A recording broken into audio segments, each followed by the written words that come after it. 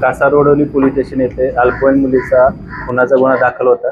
त्या गुन्ह्याचा समांतर तपास गुन्हे शाखा घटक पाटील पोलीस निरीक्षक सलील भोसले साहेब, पोलीस निरीक्षक Nitin Patil, API Sharad Patil, API Bhushan Shinde, API Pallavi Dhage Patil, PSI Mane आणि त्यांच्या टीमने ACP शेखर बागडे यांच्या सुपरविजनमध्ये त्या गुन्ह्याचा समांतर तपास केला।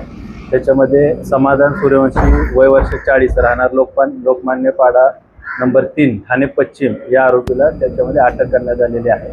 या आरोपीचा मान्य न्यायालयाने 17 जुलैपर्यंत पोलीस कोठडी रिमांड दिलेला आहे। तपासामध्ये आरोपीनं अल्पवयीन मुलीची ओढणीने गळा दाबून हत्या केल्याचे निष्पन्न झालेलं आहे, परंतु त्यामागचं कारण हे आता या रिमांडमध्ये जो काय तपास होईल त्याच्यामध्ये निष्पन्न होईल नक्की काय कारण होतं किंवा काय त्यांचा वादविवाद झाला का किंवा काय इतर शारीरिक अत्याचाराचा काय संशय आहे का, त्या अनुषंगाने देखील आम्ही तपास करत आहे।